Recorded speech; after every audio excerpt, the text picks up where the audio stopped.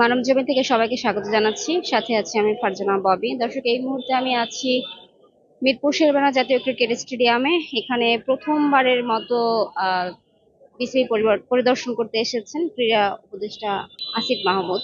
এবং আসিফ মাহমুদের সাথে এই পুরো সময়টা জুড়ে বাংলাদেশ জাতীয় দলের তারকা খেলোয়াড় তামিম ইকবাল তাকেও কিন্তু দেখা গেল। এবং তিনি আসিফের সাথে সাথে ছিলেন এবং তাকে দেখা গেল আসলে নানানভাবে তিনি দেখাচ্ছেন, স্টেডিয়াম ঘুরে দেখাচ্ছেন। আসিফ ইনডোর আউটডোর এবং জিম সবকিছু আসলে ঘুরে ঘুরে দেখেছেন, স্টেডিয়ামের ভেতরটা দেখেছেন। এবং তখন তামিম ইকবালকেও আসলে তার সাথে দেখা গেছে। এবং তামিমের আসলে এখানে আসার পেছনে এর আগে যখন তামিম ইকবালকে আসলে 2025 সালের চ্যাম্পিয়ন্স ট্রফি খেলার যে অফারটা করা হয়েছিল, সেই বিষয় নিয়ে আসলে তার সাথে নাজমুল হাসান পাপনের মিটিং করার কথা ছিল। এবং এটা আসলে অনেক আগে থেকেই নির্ধারিত ছিল। এবং তারপরে যে 5 আগস্টের যে ঘটনা, সেই ঘটনায় যখন সবকিছু আর কি পরিবর্তন হয়ে যায়, এবং তারপরে কিন্তু নাজমুল পাপন তিনিও তার মন্ত্রিত্ব থেকে বাদ হয়ে যান, যেহেতু সংসদ ভেঙে দেওয়া হয়। এবং এরপরে আসলে তার জায়গা আসিফ মাহমুদ উপদেষ্টা হিসেবে নিযুক্ত হন। এবং এরপরে আসলে তামিম ইকবাল তার সাথে যে বোর্ডের বসার কথা, সেই বসার কথাটা রয়েছে। এবং যতটা ধারণা করা যাচ্ছে যে তিনি আজ আসলে বোর্ডের সাথে কথা বলার জন্যই এখানে এসেছেন। আজ দুপুর 1টার দিকে আসলে আসিফ মাহমুদ বিসিবিতে আসেন। এবং এখানে ক্রীড়া উপদেষ্টার যিনি প্রেস সেক্রেটারি মাহফুজ আলম, তিনি আসলে যেরকমটা জানিয়েছেন যে বিসিবির যে ইনফ্রাস্ট্রাকচার ফ্যাসিলিটিস এগুলো পরিদর্শন এবং কর্মকর্তাদের সঙ্গে মতবিনিময় করার জন্যই মূলত এখানে তিনি এসেছেন, এবং সবার সাথে সৌজন্য সাক্ষাৎ।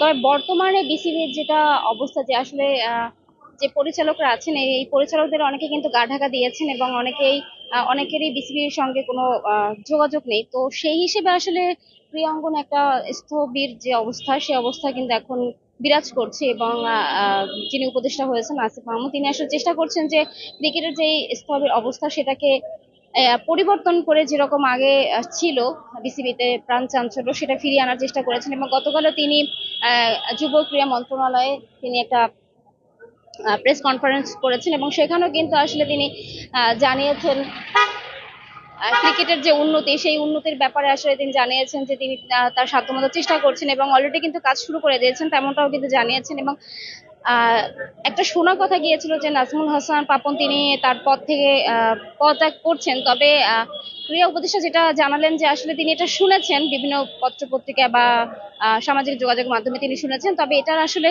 এখন পর্যন্ত কোনো লিখিত কোনো বিষয় ঘটেনি। এবং এখনো পাপন সাহেব তিনি আছেন।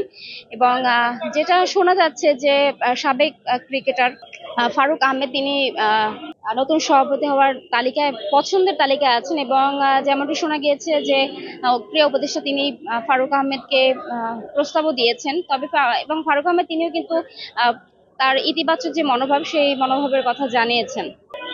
1টার দিকে আসিফ মাহমুদ আসলে স্টেডিয়ামে আসার পর তিনি পুরো জায়গাটা ঘুরে দেখেছেন, সবকিছু জেনেছেন। এবং এখানে যারা কর্মকর্তা আছেন তারাও আসলে ব্যস্ত ছিলেন বরণ করে নেওয়ার জন্য। এখন আসলে ম্যানেজমেন্ট অফিস, সেখানে ক্রীড়া উপদেষ্টা আছেন, সেখানে তামিম আছেন, এবং বাকি যারা এখানের কর্মকর্তা আছেন তারাও আছেন। বেশ লম্বা সময় ধরে আসলে তাদের যে সৌজন্য সাক্ষাৎ এবং মত বিনিময়, সেই বিষয়টা কিন্তু ঘটছে। এবং আসলে এখান থেকে বের হওয়ার পর জানা যাবে যে তারা কোন কোন বিষয় নিয়ে কথা বলেছেন। এবং তামিম ইকবালের কথাটা যে বললাম, তিনি দুপুর 12টা, 12:30টার দিকে মিরপুর স্টেডিয়ামে এসেছেন। এবং তিনি পুরো সময়টা জুড়ে আসলে আসিফ মাহমুদের সাথে ছিলেন।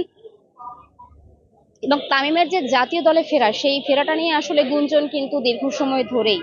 এবং বোর্ড সভাপতি যিনি ছিলেন, এবং এখনো তার পদত্যাগ হয়নি, যে নাজমুল হাসান পাপন, তার সাথে বৈঠক করার কথা ছিল। এবং এরপরে আসলে তিনি 2025 সালের চ্যাম্পিয়ন্স ট্রফিতে খেলবেন কিনা, এই ব্যাপারে কিন্তু আসলে এরপরে আসলে জানা যেত। এবং সেটা যেহেতু হয়নি, এবং ধারণা করা হচ্ছে যে আমি হয়তোবা সেই বিষয় নিয়ে কথা বলার জন্য বিসিবিতে এসেছেন। আসলে এক প্রকার বলা যায় যে নাজমুল পাপন তিনি হয়তোবা আর বিসিবিতে ফিরবেন না। তো সেই হিসেবে আসলে তামিমের সঙ্গে নির্বাচকরা তারাই কথা বলবেন। এবং এই বিষয়টা এক প্রকার নিশ্চিত, এবং সেটা যেমনটা প্রধান নির্বাচক গাজী আশরাফ হোসেন লিপু তিনি যেমনটা জানিয়েছেন, এবং এই কারণেই আসলে নির্বাচকদের সাথে তামিম যে মিটিং করবেন এটা অনেকটাই কিন্তু একেবারে নিশ্চিত। 5ই আগস্টের পরের যে ক্ষমতার পালাবদল, সেই ক্ষমতার পালাবদলে আসলে কিন্তু সব জায়গাতেই এর হাওয়াটা লেগেছে। তো সেই কারণে আসলে নাজমুল পাপন তিনি যেহেতু আসছেন না, এবং মিটিংটা যেহেতু তার সাথে হওয়ার কোনো সম্ভাবনা নাই, সুতরাং আসলে বলা যায় যে এখন প্রধান নির্বাচক কিংবা বাকি যারা নির্বাচকরা আছেন তারা হয়তো বা তামিমের যে বক্তব্য কিংবা সিদ্ধান্ত সেই বিষয়টাই নিয়ে হয়তো কথা বলবেন, এবং এরপরে আসলে জানা যাবে যে তামিম আসলে জাতীয় দলে ফিরবেন কিনা। দর্শক, এই ছিল মিরপুর শেরেবাংলা জাতীয় ক্রিকেট স্টেডিয়াম থেকে সর্বশেষ। এতক্ষণ আপনাদের সাথে ছিলাম আমি ফারজানা ববি। মানবজমিনের সাথে থাকার জন্য ধন্যবাদ।